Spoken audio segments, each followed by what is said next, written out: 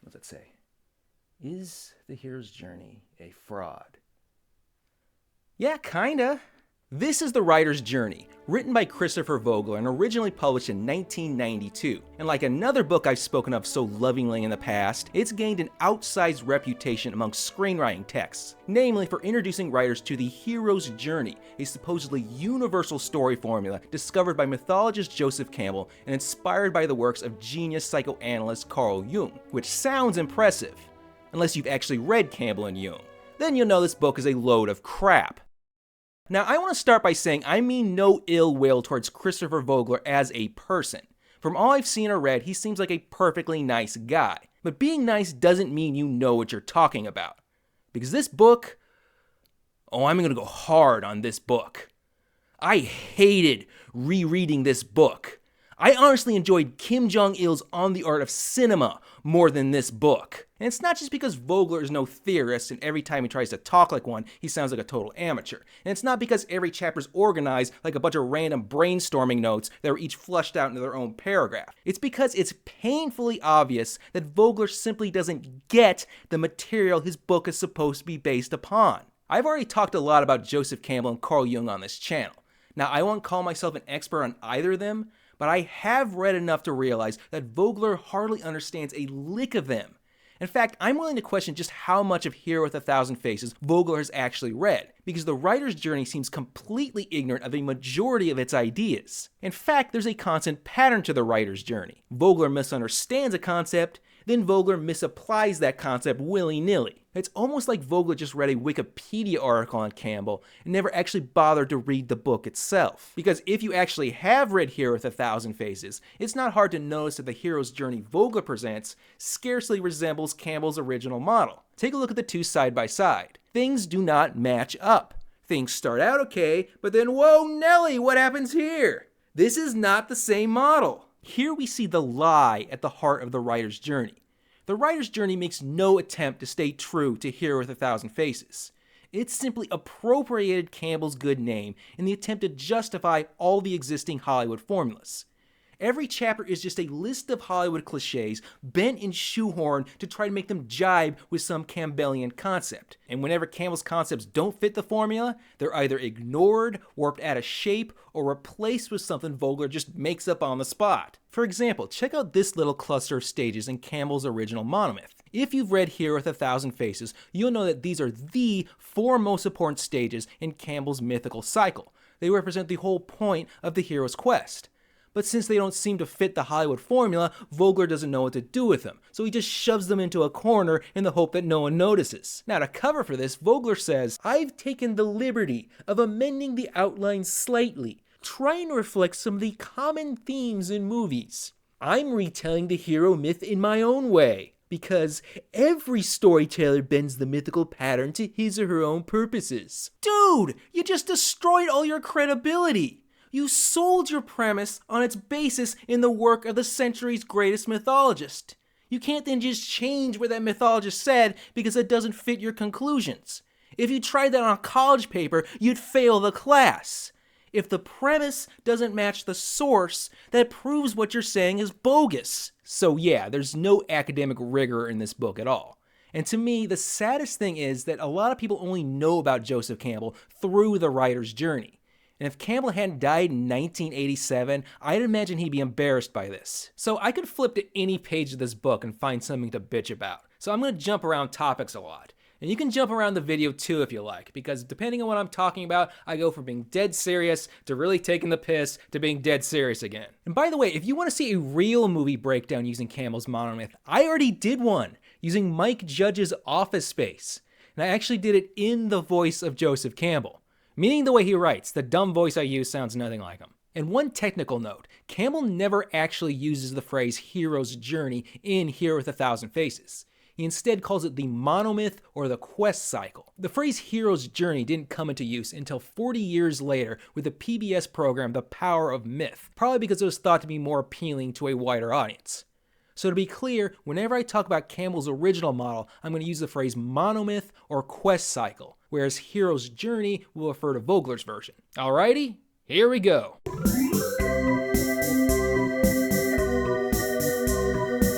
Here's what Christopher Vogler has to say about Joseph Campbell. Joseph Campbell wrote down the unwritten rules of storytelling. Campbell had broken the secret code of story. He exposed for the first time the pattern that lies behind every story ever told. This is not an accurate portrayal of Joseph Campbell or his work. Campbell wasn't seeking the hidden rules of storytelling.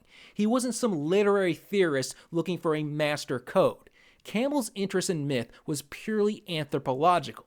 Here's what he says in the 1949 introduction to Hero with a Thousand Faces. It is the purpose of the present book to uncover some of the truths disguised for us under the figures of religion and mythology. The parallels will be immediately apparent, and these will develop a vast and amazingly constant statement of the basic truths by which man has lived throughout the millenniums. My hope is that a comparative elucidation may contribute to the perhaps not quite desperate cause of those forces that are working in the present world for unification, not in the name of some ecclesiastical or political empire, but in the sense of mutual human understanding.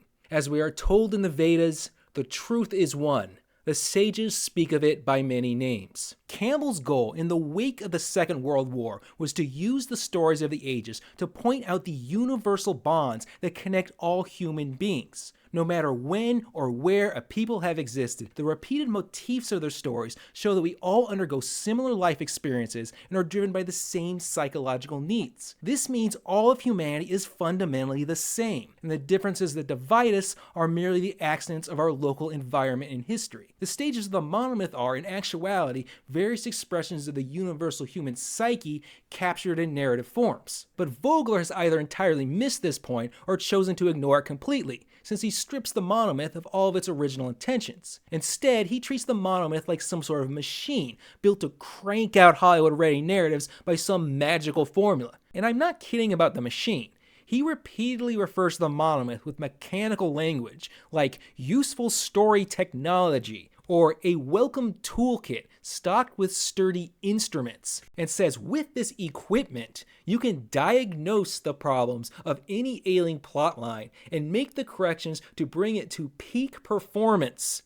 Is this a writing book or a Valvoline ad? Essentially, Joseph Campbell wished to enrich society with its shared mythological heritage, while Vogler cares only for churning out an end product. And while I believe Vogler does have good intentions, this book and its promotion strongly implies that we can reap big profits by exploiting a formula for mass production. But this shows a fatal ignorance about the nature of myth, as it assumes the symbols themselves hold power and meaning. Evidently, all a writer needs to do is repeat the formula like a wizard incanting a spell, and zim bada bim, a mythical story is conjured into being. But symbols hold no power in and of themselves. Symbols are just arbitrary icons that point to a culturally attached idea or belief, the same way that a language attaches meaning to what is basically a bunch of random grunts. When used in ignorance of what they actually signify, a symbol is meaningless. Hence the reason why ancient myths seem so nonsensical to us today. We have lost the connection to what they originally signified. So the idea that we can mass produce powerful stories by just imitating myths' outside forms is antithetical to the spirit of Joseph Campbell's work. At best, stories end up like a Xerox of a Xerox of a Xerox, each time becoming more degraded until all the clarity is lost. But Vogler doesn't misunderstand Campbell only in spirit, but in practice as well. So Campbell's quest cycle is presented as a monomyth with 23 stages. So every good movie should follow this like a roadmap and include all 23 stages, right? No! That's not what a monomyth is. A monomyth is a completely hypothetical structure that exists nowhere in actual reality. A monomyth is what we get if we somehow took every story of a particular type and somehow combined them into a single meta-narrative.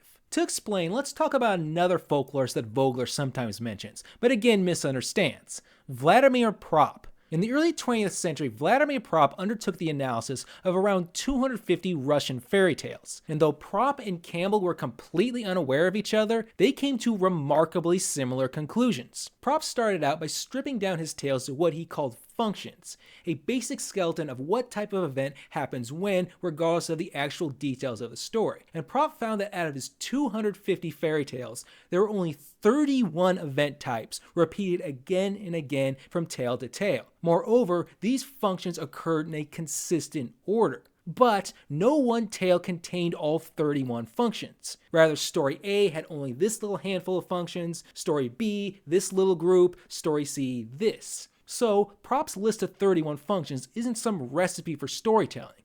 It's a monomyth. What we'd get if we combined all Russian fairy tales into a single meta-narrative structure. Heck, we can create our own monomyth right now. Let's say you're a big fan of the Die Hard trilogy. Just the first 3, the other 2 don't count. And you want to create the ultimate Die Hard by combining all 3 movies into one awesome story.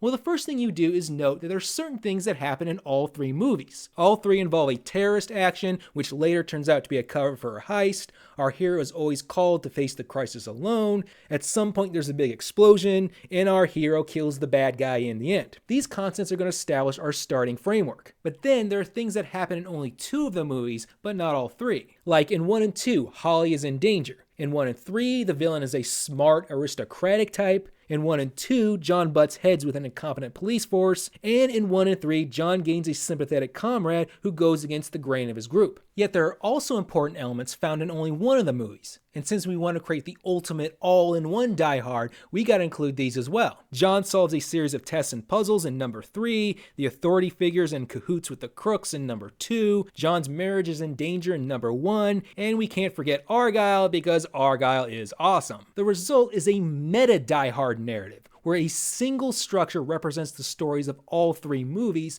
even though no one movie contains every single stage. This is the Die Hard monomyth. In the same way, Joseph Campbell created a hypothetical structure by using all the little parallels to connect every quest myth into one giant meta-narrative.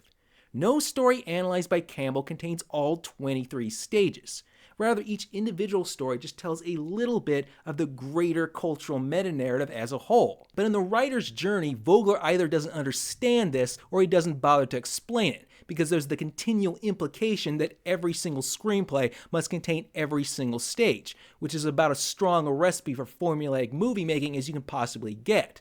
There's no recognition that a story might focus on only a few stages, or that some stages might be completely irrelevant. But the blunders do not end there. Since the ultimate goal of the writer's journey is to prove that the hero's journey is the Hollywood formula, that the 2 are one and the same, Vogler ends up jumping to a conclusion that winds up wrecking his entire model. See, in Hero with 1,000 Faces, Campbell organizes his 23 stages into 3 sections: the call, the initiation, and the return.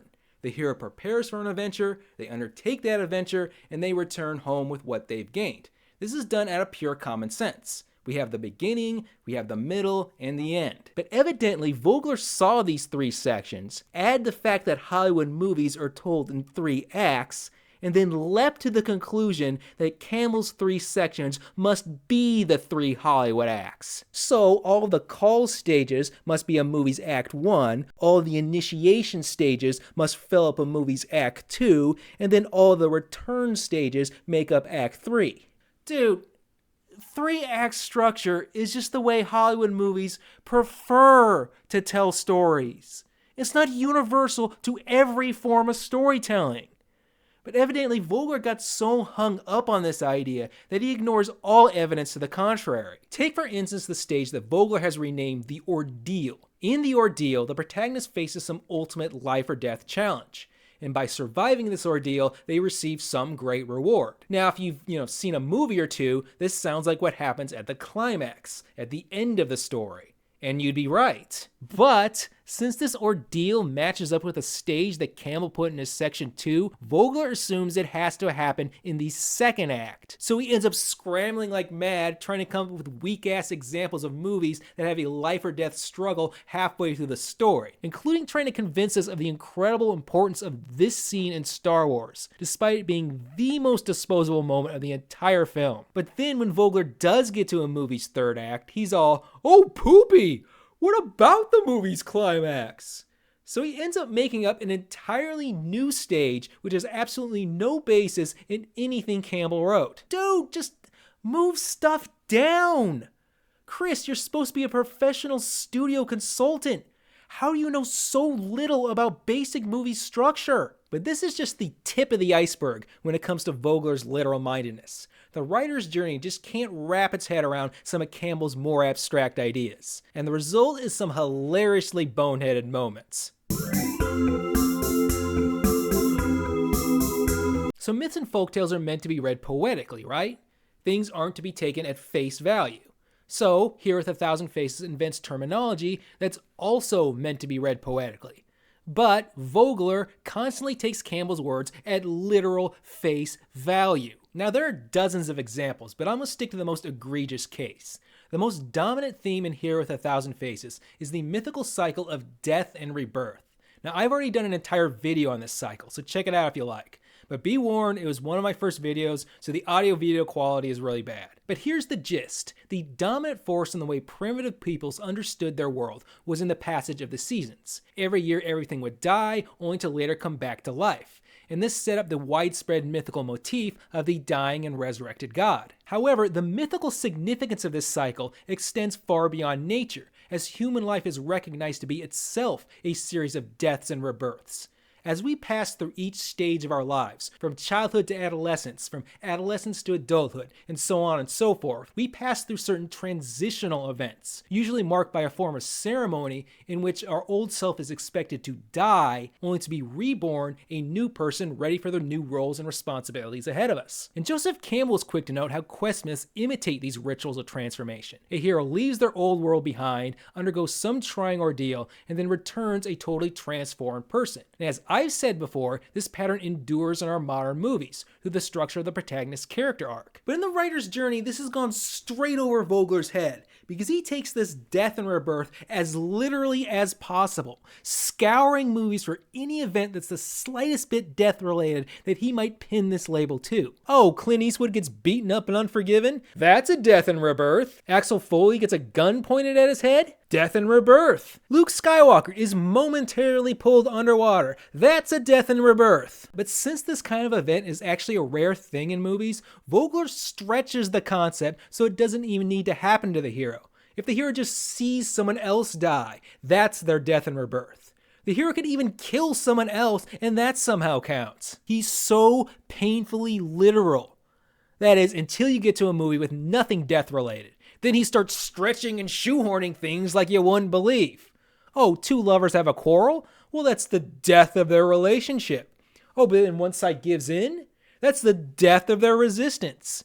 Any minor disappointment? Well, that's the death of their hopes. Die, die, die. Basically, anything can count if you stretch your logic far enough. To wit, check out how he tries to apply this motif to Titanic. They climb into the inmost cave of the luxury motor car and join as lovers. In the little death of the orgasm, Rose's hand streaks the window glass, looking like the hand of a drowning victim. Drowning in love. By crossing this great threshold, they have died to the old life and are reborn anew.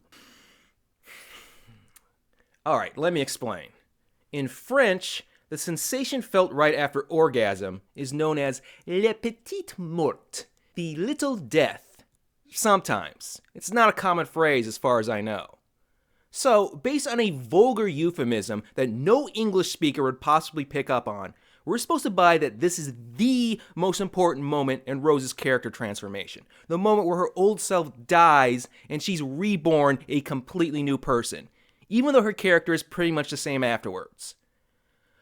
Or maybe they're just f***ing. Jeez, Chris, you're reaching so hard you broke a shoulder and 3 vertebrae. Now, this wouldn't be so bad if Rose didn't already have an obvious death and rebirth moment. You know, when Rose is literally on the edge of death, but somehow summons the will to live on, and henceforth starts an entirely new life under an entirely new name. You know, the ending. Now, why didn't Vogler pick up on this? Oh, right, it happens at the end of the movie. And since Vogler doesn't get how a monomyth works, he thinks it has to happen in the middle. Now, I have even more embarrassing slam your head in the wall moments like these. But for the sake of time, and because I don't want to seem like too big of a nerd... Nerd! Shut up! I decided to cut them for time. But if this video gets 300 likes, I may do a follow-up where I go into the later stages of the hero's journey and really show how Vogler screws the pooch on it. But until then, let's move on to... Oh, jeez, he doesn't understand anything. Jungian mythical archetypes.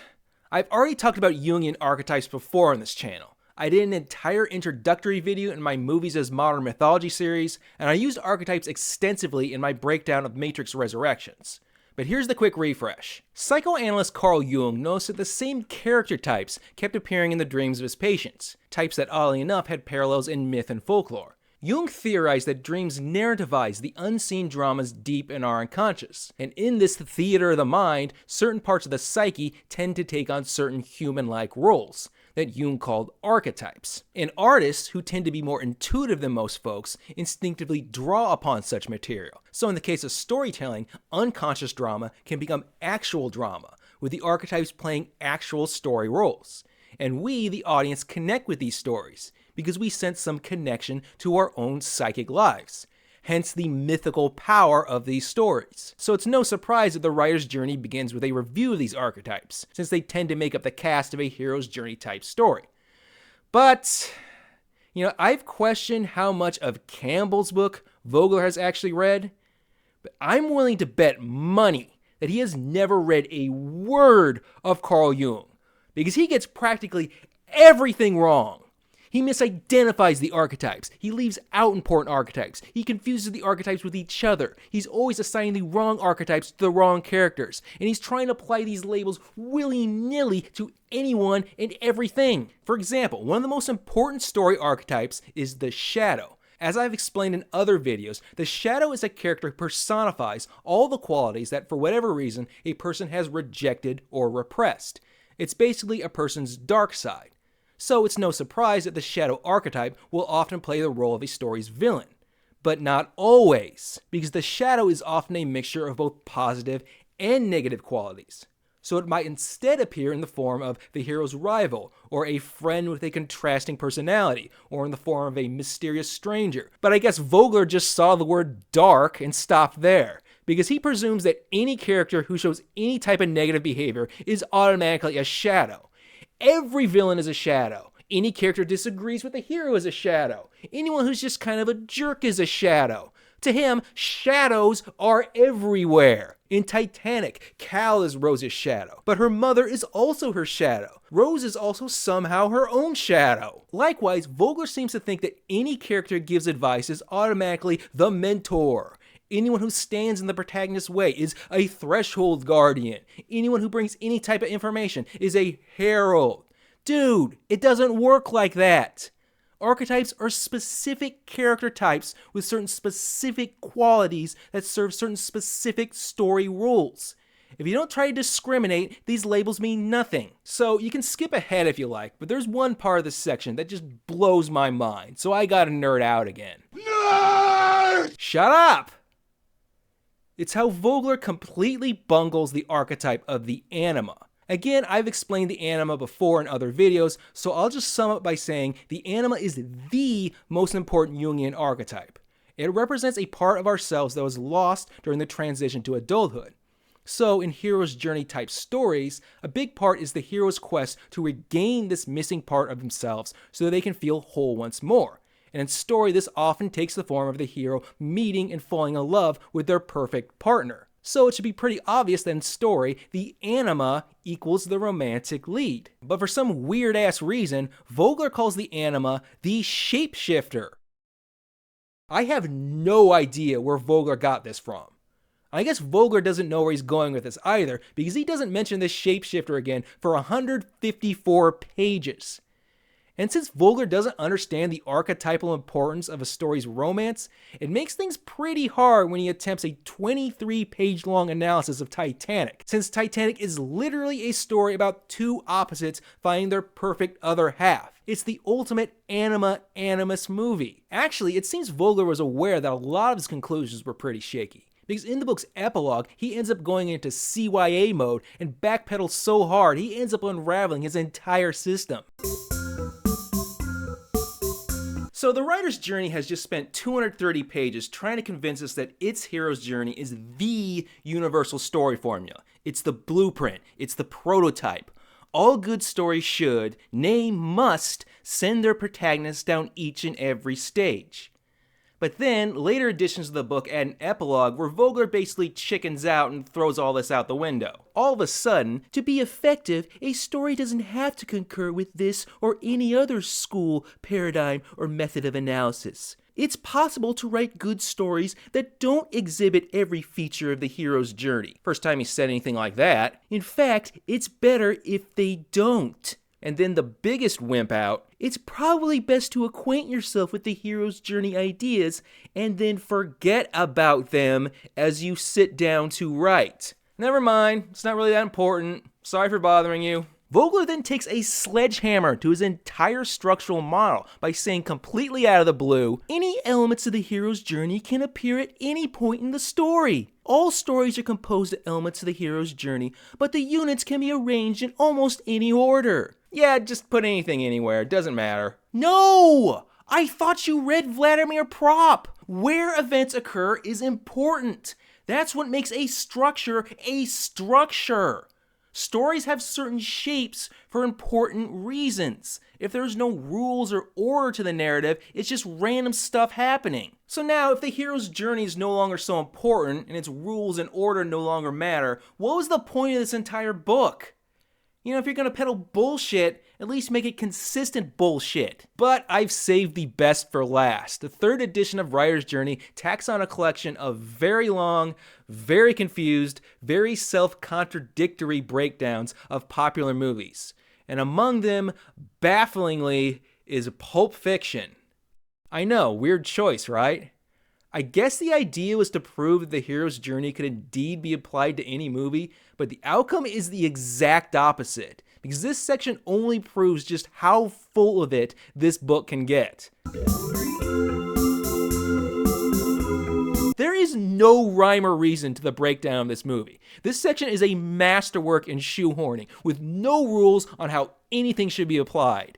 Anything can literally be called anything at any time. Jungian archetypes get thrown around like candy at a parade. Marcellus Wallace is the mentor character, but the wolf is also the mentor character. Pumpkin is a mentor. Even Vincent's drug dealer is somehow a mentor. Captain Coons is both a mentor and a herald, but Marcellus is also a herald. Even Jules and Vincent are somehow herald characters, despite being the main characters. And the same goes for the stages of the hero's journey.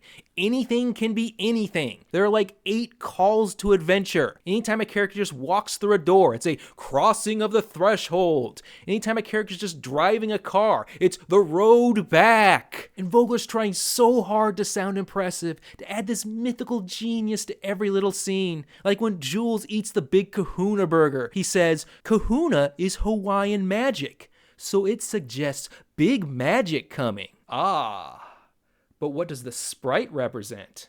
Oh, but we're just getting warmed up. At the Jackrabbit Slim's dance contest, he says, "Their dance moves and hand gestures reflect the shapeshifter archetype as they try out various masks and identities in the approach to love."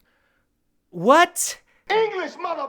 Do you speak it? But, the piece de resistance, the cherry on top, I'm just gonna read so you can experience its magic. Then, acting precisely like a shaman, putting warriors through a cleansing ritual of resurrection, Wolf orders Vincent and Jules to strip off their bloody clothes. He makes Jimmy hose them down with icy water as they soap themselves clean of blood. Next, Jimmy issues them new clothing, significantly boyish shorts and t-shirts. Like returning hunters, they have been put through a death and rebirth ritual that makes them innocent children again. Now they re-enter the ordinary world, cleansed of the death they have found and dealt with. Wow. If this were an English class at the local community college, you'd get a B-. All right, let's sum this thing up. All right, bottom line, the writer's journey is the epitome of junk screencraft. It pretends to have all the answers when it doesn't know what it's talking about. It promotes theories it doesn't understand or even bothers to investigate too deeply. It promotes an inconsistent, incomplete model that doesn't even reflect actual movie structure. And that's not all. Here's a list of complaints I wasn't able to fit into this video. You know, it's pretty fitting that the third edition has a labyrinth on its cover, because this thing is lost in its own maze, just running in circles and hitting dead ends, all because it never picks up the golden thread that Campbell has provided that'd see its way through. But I want to end by considering the legacy of this book. Because by treating the hero's journey as some magical, one-size-fits-all formula, the writer's journey has turned Campbell's monomyth into a hollow, soulless, cookie-cutting machine. And if Campbell saw this, I think he would cry. Because it's the opposite of what he spent his entire career trying to teach. In some of his later books, Campbell laments how modern society has lost touch with the life-renewing power of its symbols. When we promote symbols but forget what they mean, when a ritual just becomes a mindless routine, when we mumble prayers but don't actually think of the words, that's when the power of myth dies. It becomes an empty, useless container ready for the recycling bin. And this is what the writer's journey has done. Joseph Campbell was quite fond of quoting the Buddha, so I want to end with one of the Buddha's most famous aphorisms. He said, "My teachings are but a finger pointing at the moon. Do not mistake the finger for the moon." Joseph Campbell spent his entire life trying to get people to see the moon. The writer's journey, on the other hand, is a book all about fingers. Fingers pointing every which way with no idea what they're pointing at or the reason why. So I think it's about time we gave this book some fingers of our own. Whee! Thanks for watching to the end of the video. Whee! Make sure to like and subscribe. My turn spins now.